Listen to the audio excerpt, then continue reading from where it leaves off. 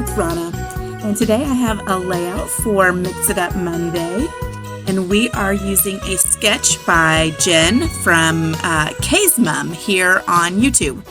I'm also doing 52 favorites.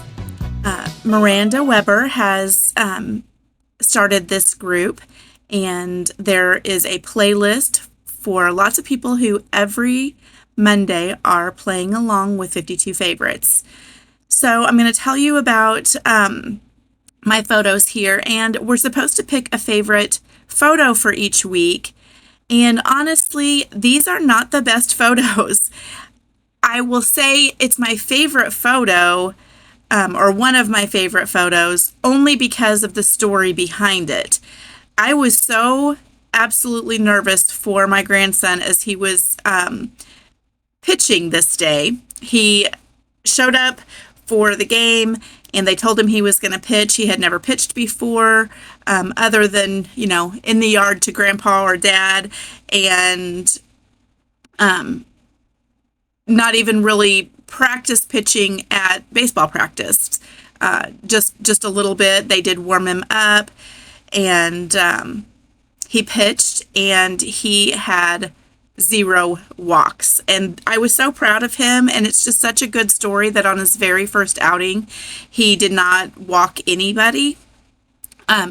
If you have a little guy who plays baseball, you'll know that at this age, he plays 9U, and it's a travel baseball. This is the first year that age group has pitched, and so most of the kids who, everyone on his team walked several batters, both his team and the teams that they opposed. It's just, they just haven't really developed that skill completely yet, and a lot of kids are walked. But I was so proud of him because he was so nervous, and he still managed to pitch without walking anyone, and he actually did that in his first 3 outings.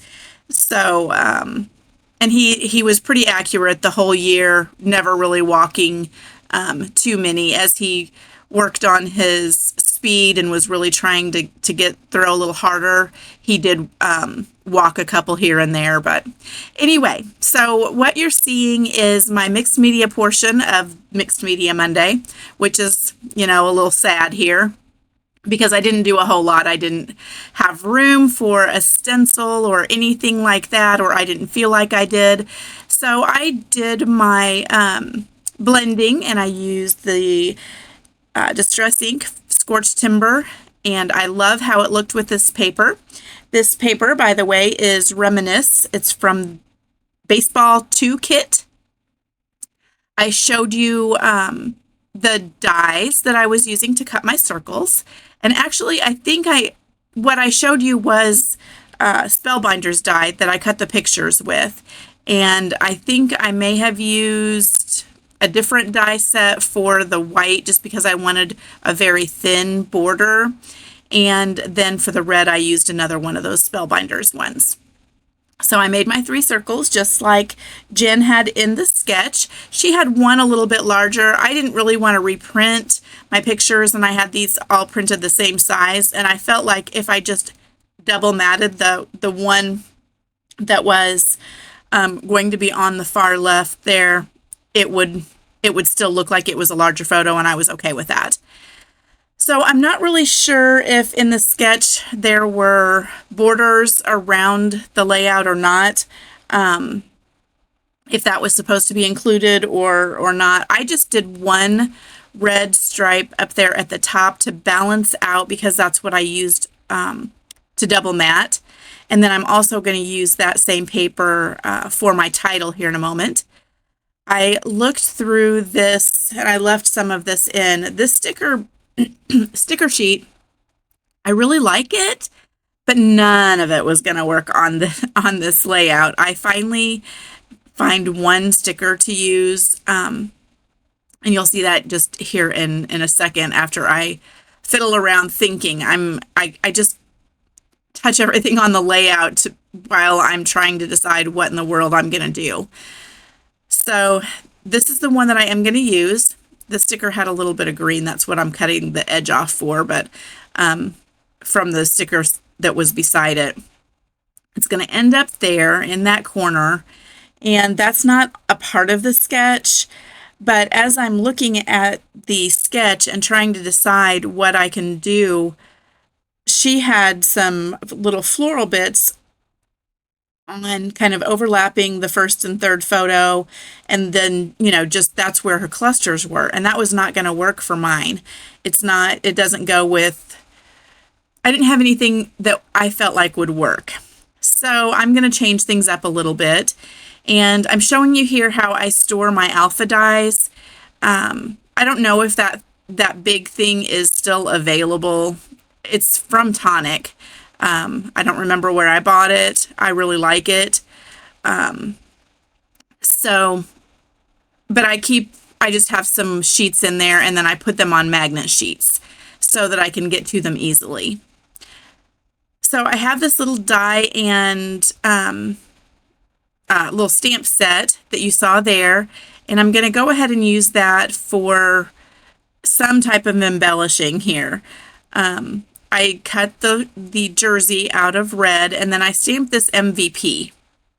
I stamped that because after the game, they always have, the coaches have, you know, a little pep talk with the kids and kind of a wrap up. And the coach really talked Grayson up. He was upset. They did lose the game.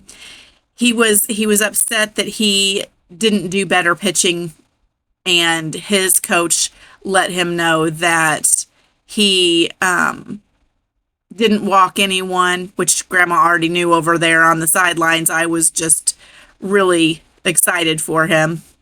But he praised him for that, and I don't know if he said MVP or, you know, that kind of thing, but he definitely praised him for his play and his pitching, and we were very proud about that. So anyway, the title is going to be No Walks, and I used my Sizzix Tim Holtz Varsity Alpha, and this alpha has an outline to it. So you can see that I have cut the letters both in red and white, and I'm going to use that outline, and I was just going to put it around the red letters, but then I decided I liked the lift of having the red above it. So I stuck them back together, glued the whole white piece, and then put the red piece over it. So the little border is the only thing that shows, but it kind of gives the red a little bit more lift. And I like how that looks, so I'll get those all glued together. My title doesn't follow the circles quite like the sketch does, but it does work. I don't have the only die that came with this, and I don't know how this came, to be honest. This was a little scrapbook yard sale purchase, and I super like it.